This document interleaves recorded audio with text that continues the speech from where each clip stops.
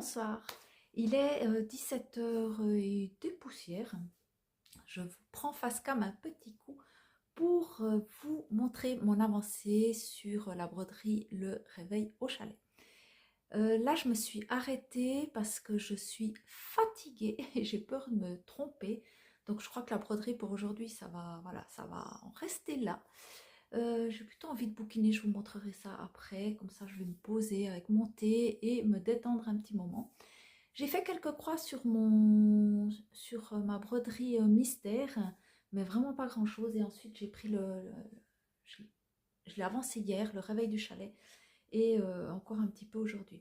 Alors, une belle avancée quand même. Enfin, je suis contente parce que le voici aujourd'hui où j'en suis.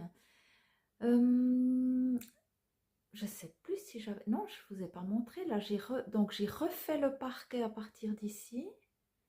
Tout ça, j'ai brodé, j'ai fait la pantoufle et ensuite, je suis venue faire ce coussin rouge ici, qui n'y était pas avant. Je vais essayer je vous aurai incrusté une photo avant. Et j'ai fait le vert ici aussi entièrement. Je me suis maintenant attaquée à un gros morceau qui va prendre tout ça et qui est une couverture. Je ne sais pas combien de couleurs il y a dedans.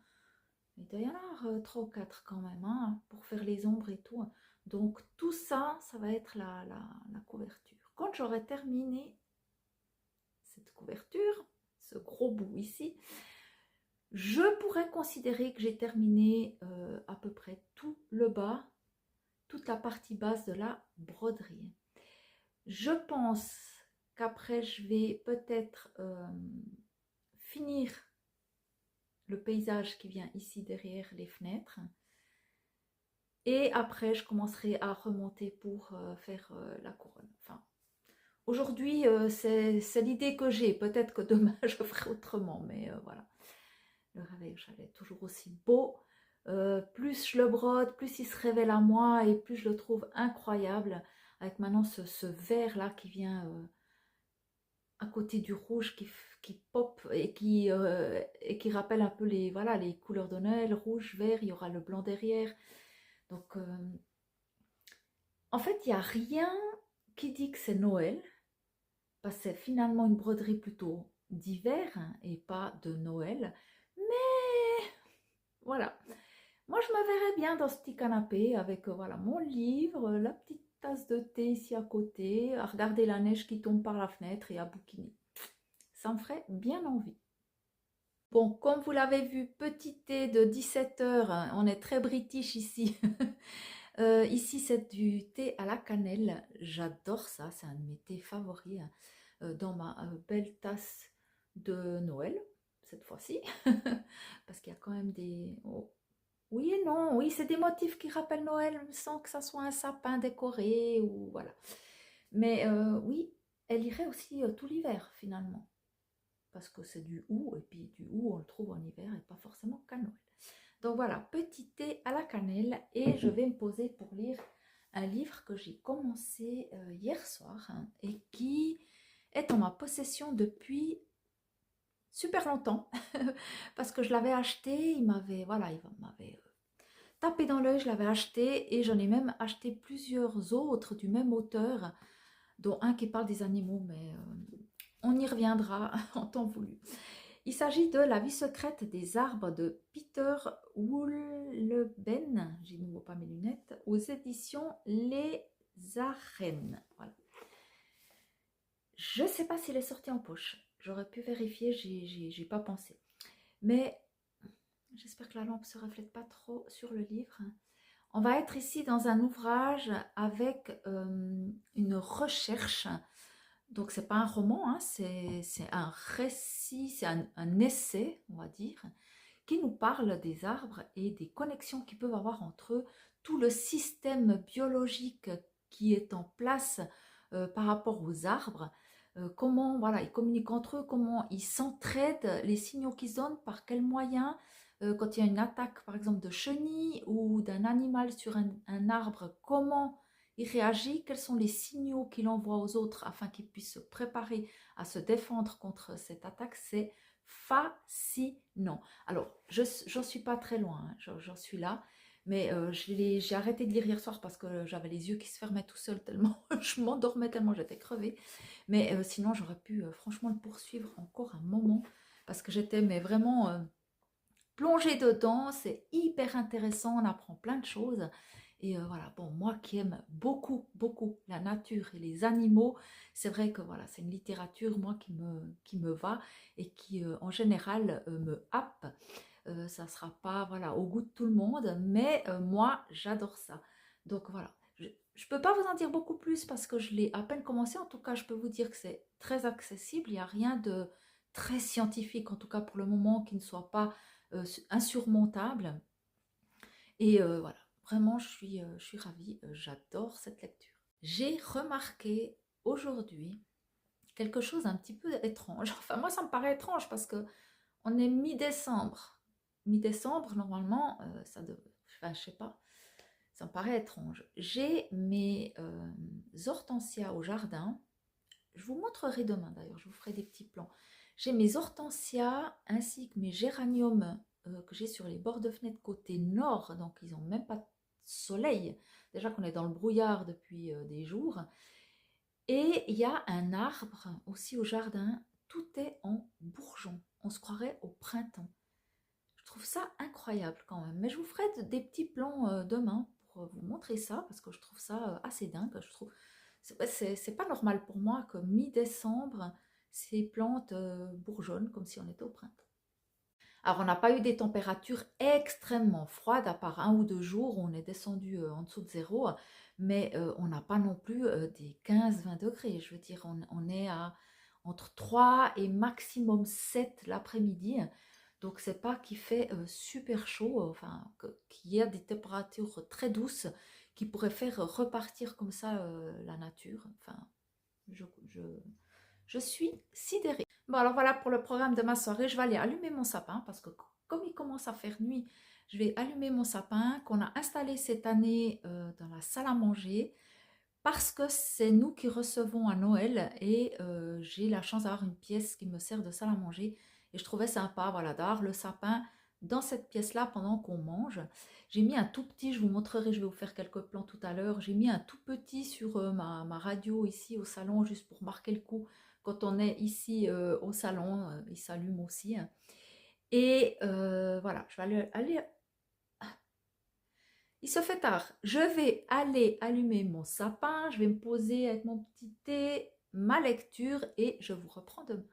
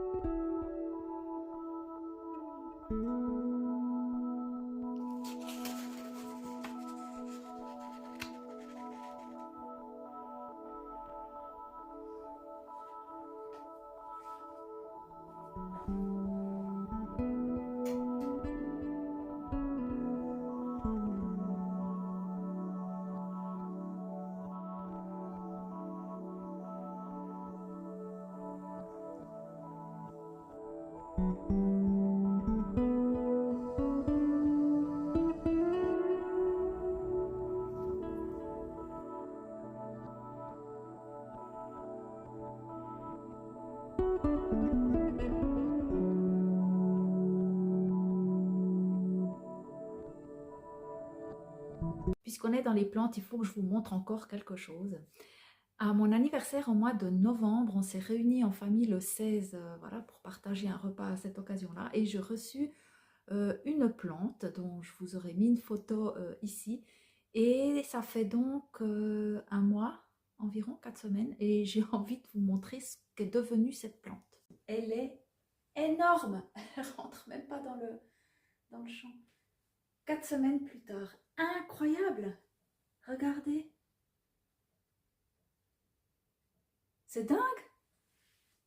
Et il y a une nouvelle tige ici, donc, qui va donner à nouveau voilà, il y a en général 5 fleurs, non même plus, un 2 3 4 ouais 5 fleurs je pense. Et ici, ça commence aussi. Qui l'eût cru? Amaryllis Picasso. Voilà, elle est incroyable. J'avais trop envie de vous la montrer. Alors, il y a certaines fleurs là qui commencent à se faner déjà. Mais il y en a plein d'autres qui vont s'ouvrir. C'est une dinguerie. J'ai envie de vous montrer un livre que j'ai acheté et qui a l'air plutôt cool. Ça m'intrigue beaucoup. Je me dis, c'est incroyable de vivre des choses pareilles. Et je trouve que c'est tellement bien que ces personnes qui font ces expériences l'expriment par écrit après, afin de nous les partager.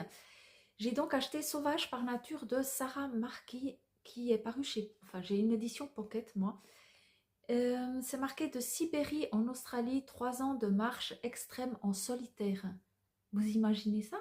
Je m'imagine personnellement incapable de faire un exploit pareil. Donc voilà, il y a des photos et c'est donc un récit de voyage. Je ne sais pas si j'arrive à vous montrer un petit peu comme ça peut-être. Il y a donc un petit feuillet à l'intérieur, au centre, avec quelques photos qui témoignent de ce voyage. Regardez ce que c'est beau! Oh là là! Magnifique! Et je ne vais pas vous lire tout le résumé, mais on va être avec 1000 jours et 1000 nuits. Sarah Marquis a traversé à pied et seule tout le continent austral. Donc voilà, je pense que je vous en reparlerai quand je l'aurai démarré. Je ne vais pas le lire tout de suite. Je suis encore dans mes arbres pour le moment. Je voulais revenir sur un patron de broderie de Pointe-Croix dont je vous ai rapidement parlé en vous disant que j'avais très envie de le démarrer. Ça fait déjà maintenant quelques petites semaines, je ne sais pas exactement. À la place, j'ai démarré le Celebrate Christmas.